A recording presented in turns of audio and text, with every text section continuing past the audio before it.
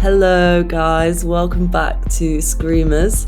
This week we are joined by our favourite podcaster, well, one of our two favourite podcasters from How's Your Touch. It's Matt. Yeah, long time listener, first time caller.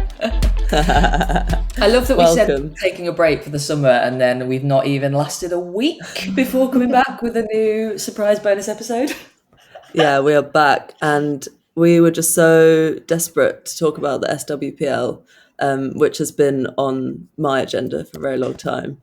But off the back of seeing some cool stuff at the Glasgow City Kit launch, we are... Modelled by Jessie, we are hooked. We are very SW-pilled right now, and the season kicks off tomorrow. So there is a world of possibilities.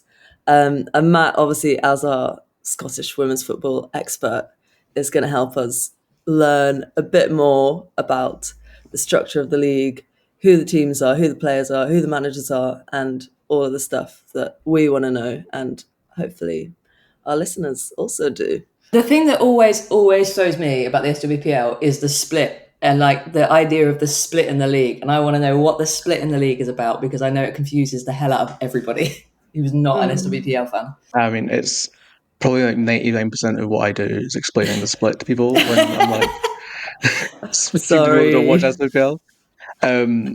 It's so funny because it's so common in Scotland. Like, it's the men's league's done it for like forever, so it's not like it's a new thing for us. But I get it why it's confusing.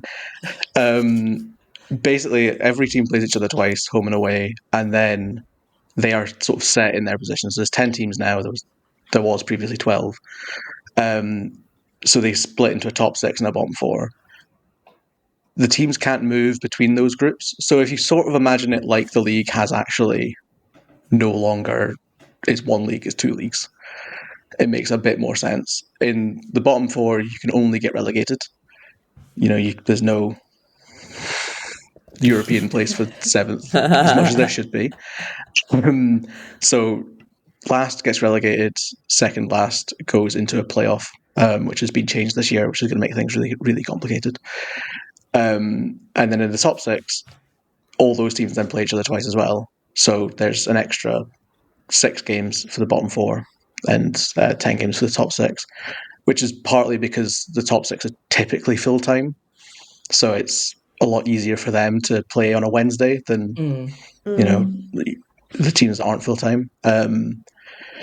So then they play each other for the title.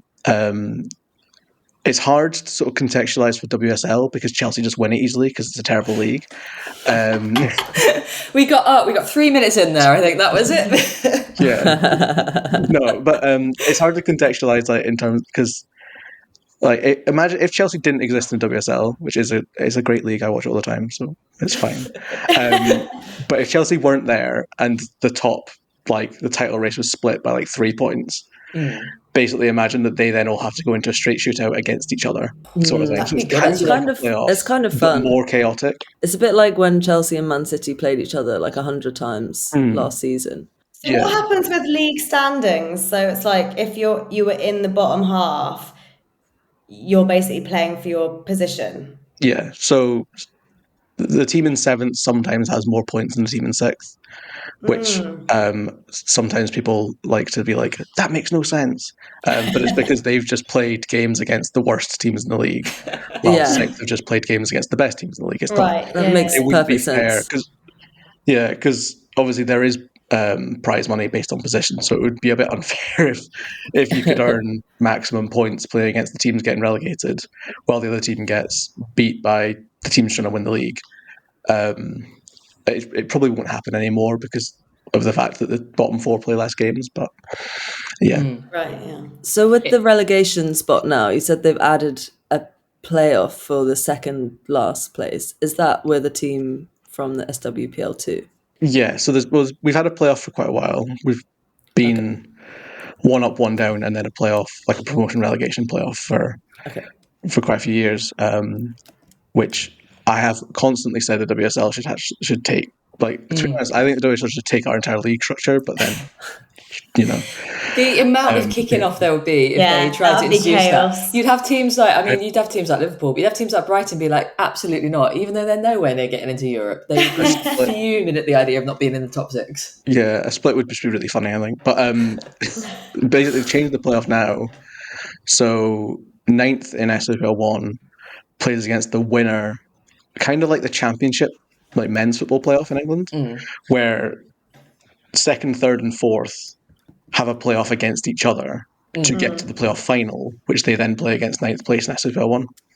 Okay. Okay. I think that's quite fun, personally, because Yeah, I think it's just a bit little more- harsh on the SWPL 2 team. So you have to potentially play 3 games, all that could go to extra time, and then play a team from the division above. So that's tough. But equally, it then sort of does lead to having teams in the division that can compete, because that's what you really want. I think we're probably not at a point where you can go 2 down, 2 up automatically, because then you might end up with someone that maybe flukes a 2nd place finish, or if there's a weaker 2nd division season, it's just a bit tough. And we saw it with the 3 down last season for the restructure, like Spartans going down. They will believe that they're an SWPL 1 club. They've been in the league since 2004. They're now going to have to play 2nd division football because we had so many going down. And I don't know. Yeah, I think if you were doing that every season, you'd end up with clubs not pulling investment, but struggling to grow. Yeah. So I do like the playoff. It's just harsh, I think. I think that's the thing that we've had, I think has always been the struggle for the WSL as well, actually. It's quite interesting how different leagues are taking different approaches to it, because there's been so much of, teams come up for one season and go straight back down. We've seen it with Palace, we've seen it with Bristol, and I think it'll be interesting with the plans to grow the WSL, because what is it this season, guys? It's 2 up and then a playoff between last 2 season. up and potentially 2 down. Potentially 2 down. No, potentially 3 up and 2 down. Yeah. And I think that'll be really track. interesting to see who comes up, and then the season after how they do. And also it's interesting how obviously it's been such an issue. There's been so many different solutions bandied around. Remember when they were genuinely considering a closed league and things like that. And then obviously NWSL has we all have thoughts on the draft system, but they've done it. It has worked quite well in terms of getting people different winners every season in the NWSL. And there's so many different ways to do it, but it does seem like maybe WSL has, as you can see from our results and the way that teams have bounced up and down, like you say, Jessie, RIP Bristol. Does it ever get old after the split when your teams seems In the to bottom. be playing the same team however many times? It depends if you're winning or losing. That's the core story of football, isn't it? Yeah, it didn't go last season. If your team like you were saying, Jessie, if your team in the split is in the bottom 4, definitely here, it is that thing of you always have the hope that your team might get especially now we're going to have Europa Cup. It's your team might get the chance to play in Europe or I guess there are competitions outside of the main league, but I don't know. I feel maybe if my team was in the bottom, isn't that a bit kind of it's so nice for every team to be able to root for something. Do you know what I mean? Maybe, I don't know. You're just fighting for survival. Yeah, I get what you mean. Because the league's so small, and I think this is about basically every women's league, and I also think it's about the men's Scottish Premiership. 12 teams isn't very many teams, so you are kind of always at risk of relegation, even if you're quite clear of it. So there is that still to play for. But I think, speaking to Partick Thistle last season, who came 7th eventually, they were pretty clear of relegation for the whole season. Their aim was top 6. They missed out on top 6, so it was kind of the split happened and they were disappointed. But then they have a chance to play again, or have a run of easier games that they can then sort of make a statement ahead of next season. Yeah. Does that make sense? So what I would say that the team that comes 7th, their aim is usually top 6. And they will then have a chance to sort of say, okay, we'll start again from here. We'll, clean slate. We're not going to go down. Let's just beat these teams, beat them comfortably, and show everyone what we can do, and then maybe try out some younger players and things. So it's still like exciting. And as I say, like last season, because there were 3 down, everyone was involved in the relegation battle until about 2 weeks to go. Yeah. And then this season, with it being 2 out of 4 being at risk of relegation, I don't think you're going to be far enough clear that you can be like comfortable. So I think fans will still Yeah. obviously get the excitement of trying to of hoping they stay up, but also it's a chance then to win some games if it's been a bit of a disappointing season, which is what Montrose have done the last few seasons. They are in the relegation battle, the split happens, then they win basically every game and stay up by like a miracle. So I think it's like that sort of excitement of like just seeing your team win if you're not a team that win all the time. Yeah. And also you don't have to see your team get beat heavily as well, Every which week. is also nice. Yeah. They sound a bit like the Spurs. Although Spurs never win anything, but they do somehow manage to escape relegation every season. Were you saying that Montrose was like your West Ham energy? I think Montrose are I think Montrose are West Ham. Yeah, because they do actually win games. Yeah, I think more They're is still more shit. based on players and style of play. We can get into that later if you want, or I can go into it now, specifically just Montrose. But yeah, I think there's a crossover in like how the players are and the sort of like style of them and stuff. That's Maybe very we should interesting. start with the teams that people might know, and then we can broaden out to the league, because I feel like your average WSL fan has probably heard of. I'd say they've heard of Rangers, they've heard of Glasgow, Maybe probably Hibs. heard of Hibs, and Probably Celtic heard of would be on They Celtic. that. they should have heard of the second most successful team in Scottish history. But I did see when Katie Cox went to Aberdeen, some of the comments from Chelsea fans, you'd have thought she'd like gone to the Faroe Islands. It was bizarre. This I was like, so found funny. it quite funny. It's because Chelsea fans don't acknowledge a world outside of London. They just can't conceptualise anything beyond that. Yeah, they were like, why are they sending her all the way up there to Aberdeen? I think that's a pretty cool loan signing. I think we should start, Matt, with your beloved champions of the SWPL, Hibs. Hibs. Yeah, Hibs. I think Congratulations. the team I've been trying to get you guys to support. I feel quite connected to Hibs through you. And also because they won like the first season I started paying attention to the SWPL. You're such a glory hunter. Yeah, but I feel like fine. if you don't follow a league, then you might as well just pick the like winners and then you'll be happy. I have Not that unfortunately Hibs have nailed my necessarily got it in the ribbons to bag. Glasgow City. Yeah, I'm locked sorry. in. I'm locked in with Glasgow City now, I think. I love the story. I think the honour is just living up to their name and not being paid off by free kit. By the big orange. Yeah. Listen, you give me an iridescent badge and I'll support whoever. Yeah. I'm easy like that. True. Wow, yeah. Yeah, we don't so have fickle. an iridescent badge, to be fair.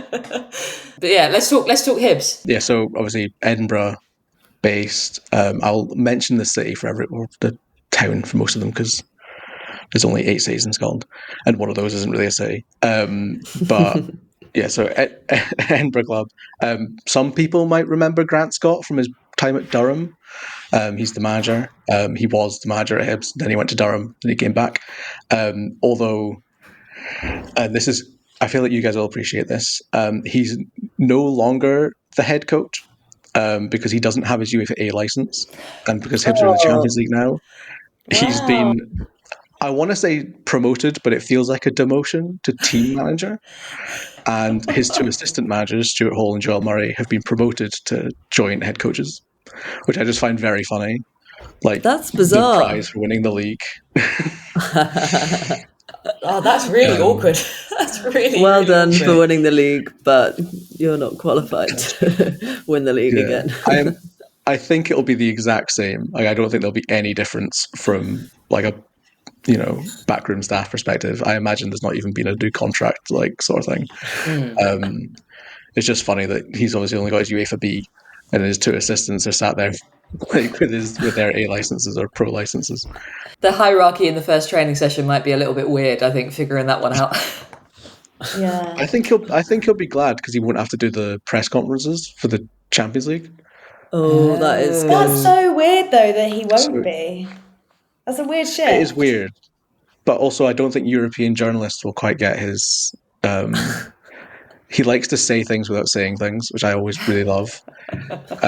We sort of describe him as like the SWPL's fun uncle because he's very like usually very calm on the touchline. He's whatever age he is now, probably, but I'm going to say nearly 50, and I'm going to Google it while I say that in case he hears this and is not nearly 50. In case he's 32. Yeah, he's this happy, smiling, bald man. He like loves his wife. Like it's just very wholesome. His daughter's always like talking about how proud she is of him and stuff, and I can't find his age, so yeah, I'm sorry. We'll guess. But yeah, which is always really wholesome, and like all the players love him. As he had a spell at Hibs a while ago before going to Durham, and he was really successful in the cups. Hibs' sort of history generally is a lot of cup success, and then coming second to Glasgow City in the league, which has always been a bit of a frustration. There's definitely a very strong rivalry between the two clubs, sort of like built on that, which is always really interesting when it happens sort of like organically in women's football, because it's not just taking the Edinburgh Derby from the men's game. It's sort of like this historic thing where Glasgow City have always been the club to beat us to the league, apart from last season. So yeah, that's really cool. And I mean, I was going to say it's a club built on a lot of like good young academy players coming through, or good young Scottish players. But then I guess kind of all the SWPL is, so I'd kind of be saying that 12 or 10 times. But yeah, it's we gave the world Caroline Weir, we gave the world Kim Little, Claire Emsley, like Massive. just great. That's such a line to be able to drop. Like, yeah, sorry guys, we gave the world Ballon d'Or nominated Caroline Weir. You're all welcome. Yeah, and I mean, last time we won the league, Kim Little won the league with us. So it's crazy. And what year was that? 2007. She's not won a league title since, has she? Why? Very good. Every Arsenal fan is no longer listening. They're like, they're done. Yeah. Switch including off. me. I'm like, I mean, you just won the Champions League. Yeah, that's what we all need to remember. It does feel a little bit, actually, the way you were describing Hibs. I'm like, there is an element of, I don't know, you might disagree, Matt, but an element of Arsenal to it, of like always getting pipped to the league title, cleaning up a lot of the cups, like having a lot of success in that rivalry. It does feel quite Arsenal-Chelsea coded. Yeah, I mean, Peter, who is the other half of How's Your Touch, he would hate. I mean, he already hates Hibs. So to be fair, it probably will annoy him just saying that Hibs are good. But yeah, he hates Arsenal like with a passion. I don't really get it. He has like really specific beefs, and Arsenal's one of them. But yeah, it's very Hibs are quite Arsenal, and similarly in the terms of like being a men's club that isn't necessarily the biggest men's club in the country, but one of the big, like 4, 5, it depends on who you ask. But yeah, like in terms of being one of the bigger men's clubs that has like always supported women's football, or supported women's football quite early, and done a lot of the work to get good attendances and stuff, I feel like that is quite a good it's a good like comparison for WSL fans that haven't been like or don't know about the league. And I feel like Arsenal as well have got quite a good tradition of bringing in younger players from elsewhere in England and then giving them a chance to like thrive. And that's something that Hibs have done really well, especially the last couple of seasons when we've been not as good and then won the league. Because a lot of like our signings have been from teams around the mid-table, but they've been like 20-year-olds that are Scottish that have 100 SWPL appearances to their name, that are like taking the next step up, and then they've been given a platform where it's not like Rangers or Celtic, where they sort of in the last couple of years have had 15 players per position, and they've brought in quite a lot of players and a lot of money, so they've got to play those ones. So they've had the chance to sort of like prove themselves and play without fear, and that's another reason why Grant Scott is the SWPL's fun uncle, because he is very like go out there and have fun. Like, in terms of his management of players, he's very supportive of them sort of doing what they want, which is also really nice. This is making me love Hibs. It's like a nice philosophy, great, lovely, fun uncle manager, bringing young players through. Fun And you love football. Arsenal. Famously love Arsenal. Famously traveled across the continent to watch them. Should we have a North Yeah. London Forever Hibs remix? I think we're okay with Sunshine on Leith, which is also the best song in football. So. That's that's definitely up there. The Proclaimers are Hibs fans, so that's another reason to support Hibs. Okay, Is it? yeah, I don't know. I'm sold. I I'm think sold. that's a compelling reason. I'm sticking. Yeah. What about the other half of the rivalry and the dynamic? If you can bear to talk us through Glasgow City, Matt? And their extensive success. Yeah. Something like, to use the North London thing, very much like the Chelsea of the league. I guess also Chelsea had a shiny badge recently as well. So Yeah. Oh God, actually, saying that, I'm not sure.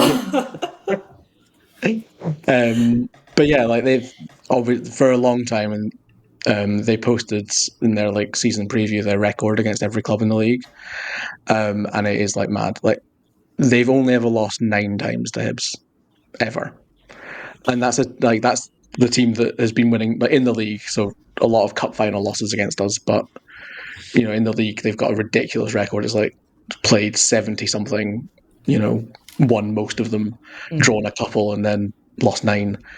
And it's weird because like with Chelsea, obviously a lot of the criticism, or with Barcelona, or with Bayern Munich, Wolfsburg previously, Lyon, like the other major leagues around Europe, the criticism is always like, oh well, they're kind of just throwing money at it and they don't really care about women's football.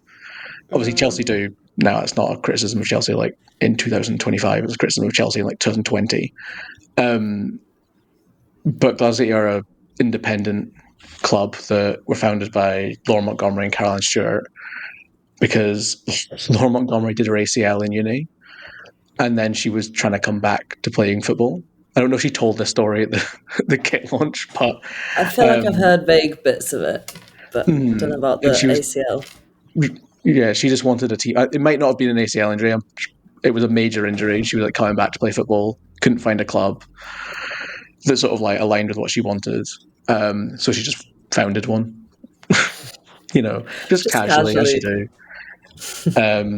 in the late 90s. And then, yeah, they've very much been the leaders of the Scottish women's game, not just in terms of like financially, because obviously they have less money than Celtic and Rangers specifically. I think broader is hard, I think, for some people to sort of consider the difference of Scottish football compared to football elsewhere. Just not to bring everything back to Hibs, but Hibs men spent £1 million on a footballer for the first time in about 20 years this summer. Like, for the Scottish men's game, £1 million for the team that came third last season is a ridiculous sum of money. Like, you're going to break your transfer record. The TV deal in the Scottish men's game is less than a WSL TV deal. Like, it's really not flush with cash, apart from Celtic and Rangers. So everyone is at a disadvantage in the men's game to them. But there's not necessarily the financial disparity in the women's game, because teams can't afford to. Like, it costs about £1.5 million, according to a study that Aberdeen did last season or the season before, to go full time. So essentially, you're saying we're not going to make our record signing; we're going to go full time for our women's team. Yeah. And there's some self financing, obviously. Like Glasgow are obviously fully self run and full time, so it's possible on the money that exists in Scottish women's football. But yeah, it's definitely different. So that's good context, I think, for when you're looking at, like, because a lot of the time I get asked, oh, why doesn't every team just go full time, or why don't teams support their women's team? And it's like, they are. a lot of them are supporting the women's team. It's just they can't do more financially. Yeah. There's not the money. But Glasgow City obviously have done it all themselves. They have been, they've been approached on occasion to be taken over by a men's team, but they've always pushed it back, and they've sort of always operated to be like for their players and to be as good as they can be at everything. So they've sort of like set the standard on all that, and I think that's something that, or the reason that they're so successful, is because when players weren't being paid, or they weren't being paid lots, they weren't making a career out of it. Who would you rather play for? You've got the option of this team that will support you as a woman, is like really vocal about what they believe is right. They've got great facilities, a great culture, etc. Or you can play for a team that is getting the scraps of the men's team, placing their hand-me-downs, that sort of thing. So Glasgow City have sort of been there the whole time doing that, and that's been really important. And they've, similar to Hibs, there's a lot of players that have played for Glasgow City that have gone on and had great careers and have lots of fans. Like as players in the women's football thing, where players have fans and not clubs. But they're just a generally great club, which is painful to say, or not really painful. I feel like it's a rivalry. Again, I think maybe more specific to women's football, where the player, you'll have really feisty games. Yeah. Like, there will be like scraps on the pitch. But the players are all pals. Yeah. Their keeper, or their backup keeper, was on loan at Hibs last season. So it's not a rivalry, and it's not like a hatred. It's more of it's like a competitive, like, stop beating us kind of rivalry. It might be quite one-sided in that sense, since they've not actually lost that many games to Hibs. I think that might have to be the game we come up and watch. Might have to be a Hibs Glasgow game. But so how do sort of the teams, if you're maybe not as much of a fan of women's football, you've probably heard of Celtic and Rangers because they're like the two biggest Scottish teams in the men's, well, the average football fan might have heard of in the men's game. But how do like their women's teams sort of fit into the dynamic then in the SWPL? So they were the first two to go full-time. So that's obviously like a huge thing. Historically, they've been not great. As I say, Hibs are the second most successful team, Glasgow City the first, and then you're into like Kilmarnock and Ayr. So it's not like that they've not overtaken anyone really. I think Rangers might be up there now because they've won the last 3 Scottish Cups and the last 2 SWPL Cups, I think, off the top of my head, and they've won a league title. But both of them have won the league one time. Like, they've not thrown money at it and dominated the league. And there's been criticism of the way that they've grown their women's team, I think would be the best way of putting it, just in terms of like how their recruitment goes and sort of them not having grown organically. They kind of just like went, we're going full time, where to compare to like Hibs or Glasgow City or Aberdeen. Aberdeen are in the process. The process of going full time took years. It wasn't just like flick of a switch, 10 players leave because they don't go full time, 15 players come in, and you just replace the squads and start signing people. That sounds a little bit like our friend of the pod, Michelle Kang's approach to the City Lionesses. 20 players leaving and all of a sudden new players joining. Wow, I've not heard that one before. They definitely weren't as harsh as that. Like, because like even at Celtic, for example, like Kelly Clark, for example, has been at Celtic forever. Chloe Craig, the same. Like they've been at. Kelly Clark, I don't think is full time still. Like, but it's obviously around. So they kept a lot. They did keep a lot of their players. It wasn't like a really drastic. Yeah. It wasn't the same. They didn't go and bring in a bunch of random high-profile internationals from other leagues. Retirees. Just brought in Tessel Middag, so I guess that maybe. But yeah, Rangers' approach was very like, let's just take all the Glasgow City players that support Rangers. So that was when they went full time. Is that like, I don't know, because isn't Erin Cuthbert, a Rangers fan, but like she was at Glasgow Yep. City at one point. But this is obviously a long time ago. Erin Cuthbert came through Rangers Academy and then went to Glasgow City when she was 16, and As then he went to would. Chelsea after playing Chelsea in the Champions League because she was that good, clearly. That Chelsea were like, That's mental. perfect. But yeah, but Rangers now are very academy focused. I think it's something that has been quite a sharp change from them, because the criticism that gets leveled at Celtic a lot is that their recruitment is a little bit odd and doesn't really make any sense, and that's why they don't win the league. Because you know, last season, for example, they lost Caitlin Hayes in January, and then didn't do anything about it. They just kind of were like, okay, let's bring in a winger, and it's like, you've got 7, you don't need another winger. And Rangers have got a little bit of that in them. Like last season, they had like 7 strikers, and they just did not, like, they brought in Katie Wilkinson and just didn't need her at all. Like at the time, it was a bit like, why have you done that? But then they have been, like Emma Watson, obviously Kirsty McLean as well this summer, going to the WSL. They had a golden generation in their academy, clearly, because they've got more. They've had Laura Berry, Mia Macaulay, Ailey Austin, Jodie McCleary, like a bunch of youth players come through all at once because they switched their focus probably around the time they won the league to really make sure that they had like a sustainable future. Okay. Which has been really good and obviously deserves praise. So yeah, and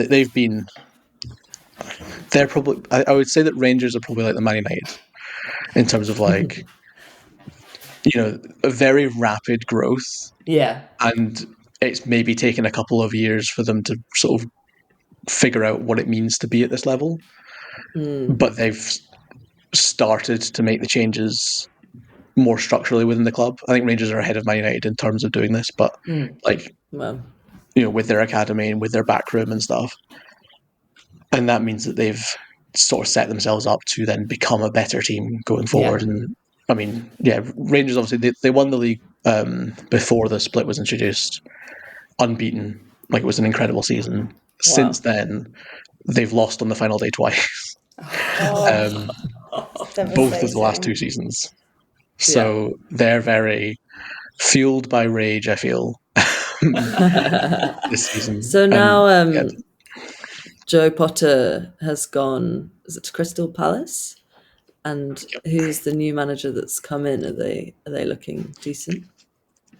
So Leanne Crichton was appointed their manager, which it's hard to know what's going to happen because they've had a bit of an odd summer, and I don't know what's happened really this summer. It feels like generally the summer's been a bit chaotic for everyone. Like Hibs went to Jacksonville to play against the new USL club from there. It's also kind of which crazy. Which would have been their first game.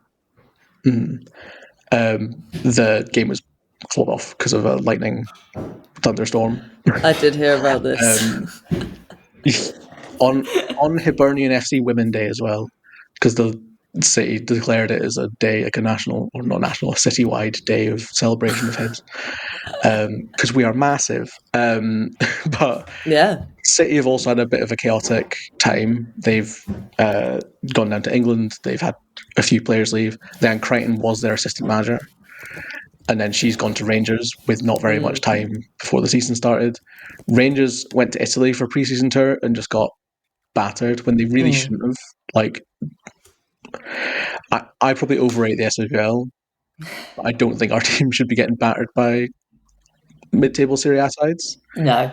Like, AC Milan and Inter Milan. Inter Milan obviously are in the Champions League, but like that's what, 3rd and 5th from the Serie A last season. That's not, and they were also had players that were not back yet because of the Euros, which is also a little bit like, what are you doing? Wow. Then they had their final pre-season friendly where they got battered again by Sunderland, but they played an academy team, which was Leanne Crichton's first game in charge, but she was only appointed like the day before. Wow. So it's can't not really hold that one against her. Yeah, no. It's not. I mean, as I say, it was literally like she put the academy out. Half of them have gone out on loan since that game. I'm not really sure what the plan was. It feels a bit of an odd decision for your last preseason game. But yeah, so it's hard to know how good she's going to be. She's been in and around the Scotland setup for a while. She's been assistant manager at Motherwell, then she was assistant manager at Glasgow City. So she's got good experience, but it's also her first management job. So it's very like risky. it's a risk. I'm not sure. Like from what I know, she was like first choice. Like they were very like set in like we want her. Yeah. I don't necessarily know why. I'm not saying that she's going to be bad. Just more like it seems like odd to be like this assistant manager who's never managed anyone before. That's who we want. We want no one else. Yeah. We're going to give her a 3-year contract, and she's going to be the one to win us the league again. Because that is their aim is to win all 3 trophies. You know, like they're not trying to just compete in the title race or to just come top 6. They want to win everything. Yeah. So it seems like a bit of a risk. But she is really well, or she was really well liked at Glasgow City. A lot of her former players, really enjoyed like training under her and stuff. And she is also like a Scotland legend, so it's like makes sense. Quite iconic. It's not like a huge thing that you're like, oh my god, how could you possibly give her the job? It just seems like a risky decision. But then if it pays off, then obviously. Would you say it's kind great. of a bit similar with Mel Andreatta going in to manage the Scottish, obviously, national team? Because she was like, obviously, at Australia doing the youth setup. Yeah.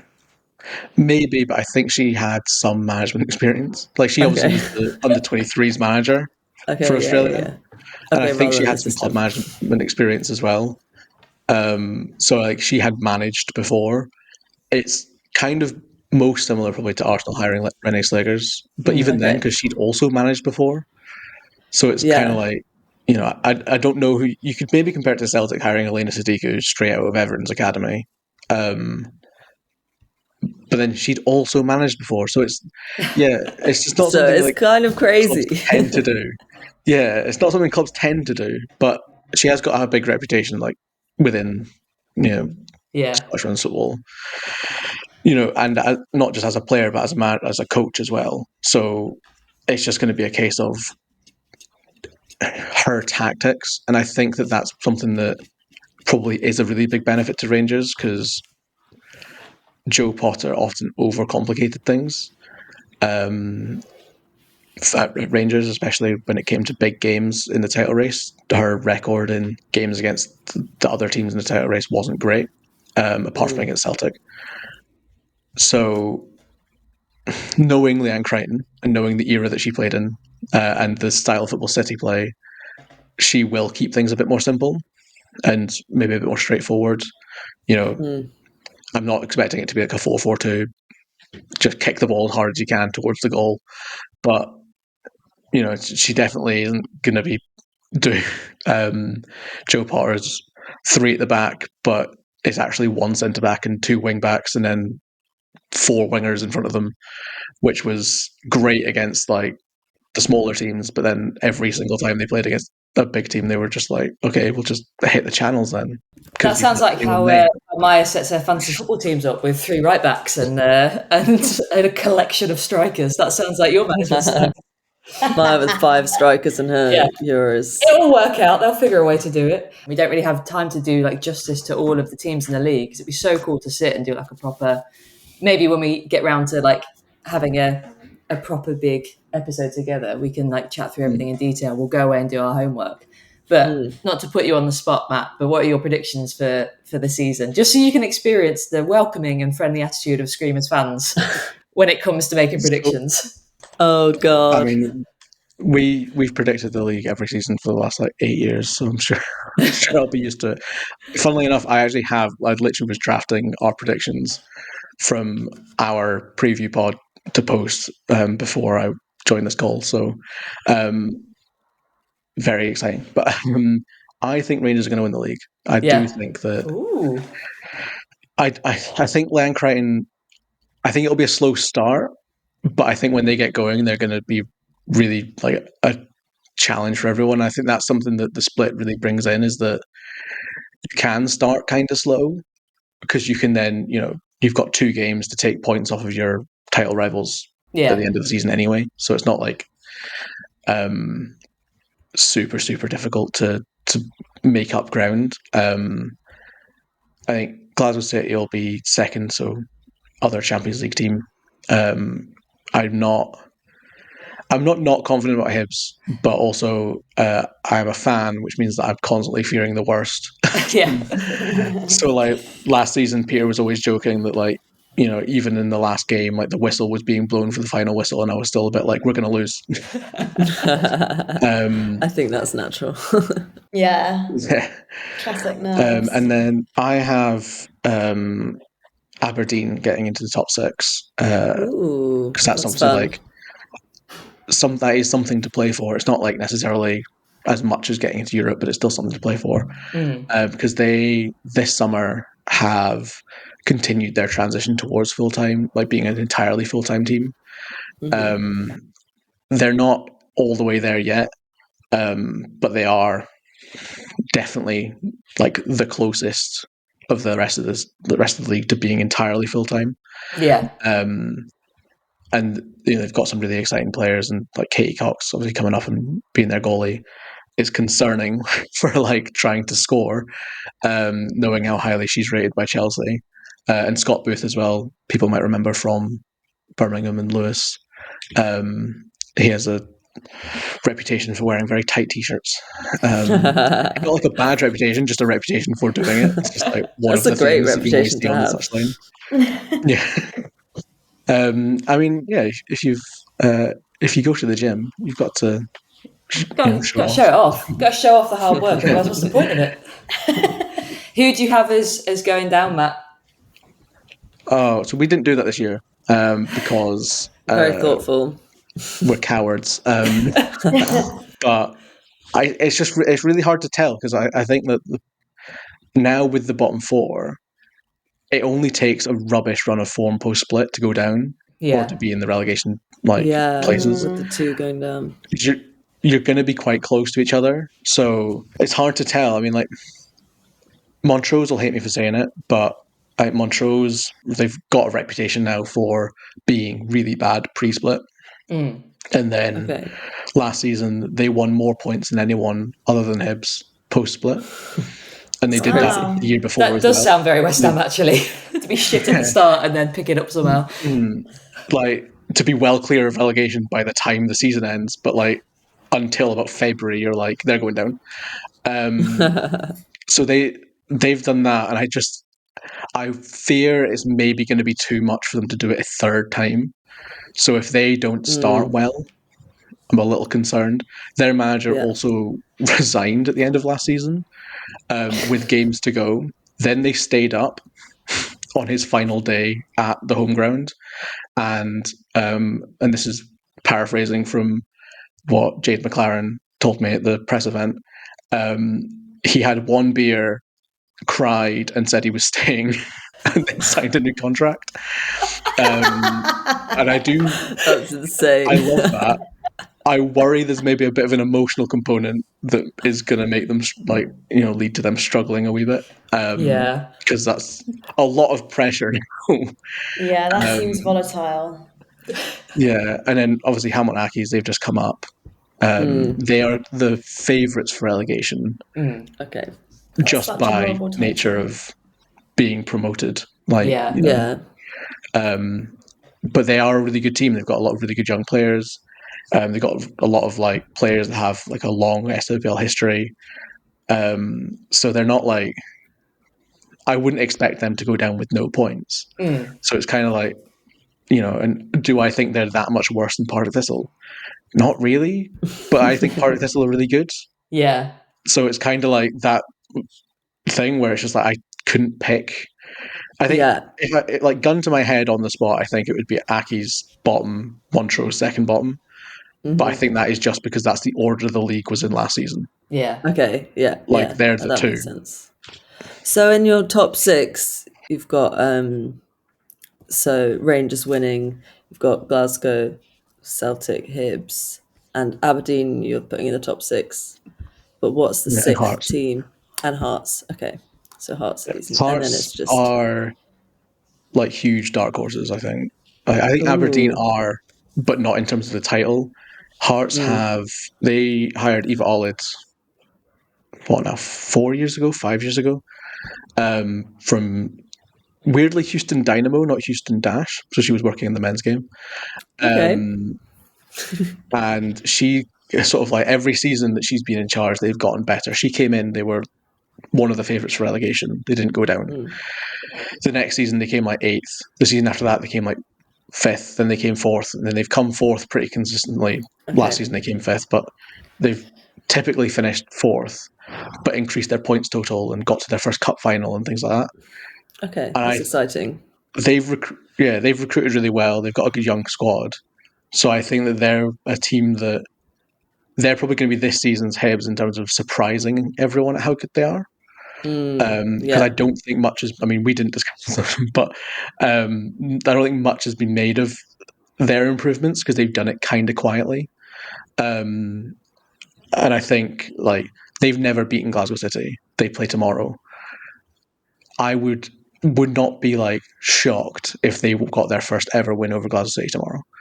Wow. And then that, that's the sort of level that they're at. But I think generally there would be shock because there's not been much talk about them being title contenders. Yeah. The talk is about Hibs, the talk is about Rangers, Celtic. Not necessarily Celtic, but Glasgow City. So, yeah. And I think Celtic as well, they've got 5 players to be announced. So they could go from like no hype to, they're going to win the league easily. Sort of thing, depending on who those 5 players are, because that could be half of a starting 11, or it could be 4 academy players and a goalkeeper. It's gonna be really fun to see. I mean, I was looking through what games have been picked for broadcast down here in the opening weekend, and it's Hearts Celtic and Hibs Aberdeen are the 2 games that are showing on iPlayer tomorrow. So we'll have to be tuned into that, guys. I feel much more excited for those 2 matchups now after talking through this, like knowing this context about Hearts' kind of sneaky rise. And then, also your predictions about Aberdeen kind of being a bit better as well. So I'm excited. I'm buzzing. SWPL is back. Who needs a WSL, eh? Yeah. I'm gonna be so hooked on the SWPL starting tomorrow that I'll just forget about the WSL and probably have to leave the podcast and join Housey Touch. I mean, we'll miss you, but I understand the that's your calling.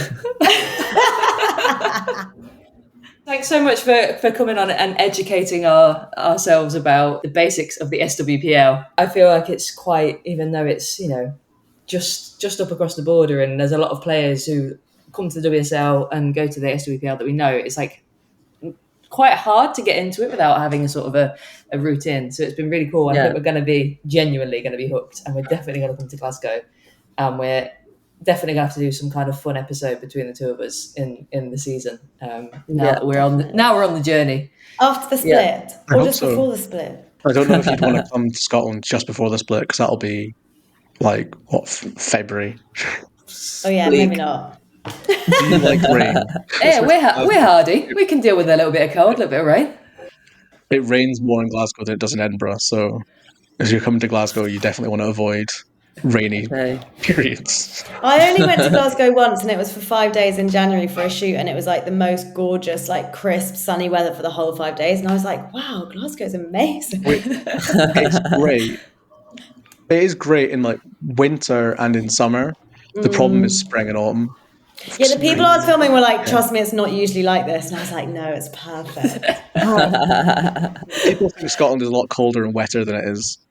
It's cold and wet it's quite cold some of the time, but it's not, it's not that bad. It's like 28 degrees today, so... Wow. 28? That's an exaggeration, it's 19. It feels like To be fair, it was 28 degrees here yesterday, so... Just closing it out with a nice bit of weather fake news. That's how we like to... Weather fake news. So we will obviously be following along with the SWPL throughout the season and probably checking in every few weeks or so on Screamers. But if you guys want to keep up with everything that's going on, as a big fan myself of How's Your Touch, I recommend checking out their pod and also their Substack and Instagram, which is really, really cool. And Matt and Peter do have some great chit chat. And Matt, I know you do all these gorgeous graphics as well, which we love. So yeah, great work spreading the word of the SWPL. It's going global. Football podcast besties for life. Yeah. And if anyone doesn't want to be a glory hunter and just pick the team that won the league or the team that's won the most leagues, we do have in our guide to the league, we have a little flowchart Yeah. of who you should support, which is great, and I would highly recommend. It does include the question salt and sauce, which is a Scottish thing. It's just sauce is just vinegar and brown sauce mixed together. Salt and sauce. It's like what you'd get on a chippy. Salt and sauce. Okay. So you'd either get salt and vinegar or salt and sauce. It's like a Edinburgh, Glasgow. Oh, okay. I needed something to split Edinburgh and Glasgow, and that was the question. So that's quite Screamers smart. exclusive, so you guys can understand. Thank you. Sauce is just like chippy brown sauce mixed with vinegar. That sounds pretty amazing. Tasty. There's a line of merch shirts in that somewhere, surely to God. Yeah. That could be the next merch drop after the shirt that you two are both modelling. We'll get some salt and sauce t-shirts. I think I'll try out doing the flowchart and we can post it on Instagram and everyone can see which SWPL team to support. So this weekend, you can watch on BBC Hearts versus Celtic, and on BBC Alba, it's Hibs versus Aberdeen. So if people want to practice their Gaelic, then now is the chance. But the games are on iPlayer pretty much, one or two most weekends. So there's a lot of SWPL out there and available to watch online or on the telly. So it's probably one of the most accessible leagues to watch from here. So I'm going to be getting stuck in. A lot of clubs stream their games as well. So perfect. If you've got a club that's not one of those clubs, then keep an eye on their socials because they'll obviously tell you beforehand if they're streaming it on YouTube or pay-per-view or whatever. Because I know that Montrose have announced that part of this will usually do. So very good to know because Montrose might be after my heart. All right, let's wrap this up then. Thank you so much, Matt, for coming and chatting to us about all things SWPL. It's been epic. Cheers. We'll see you in Scotland. Hopefully, yes.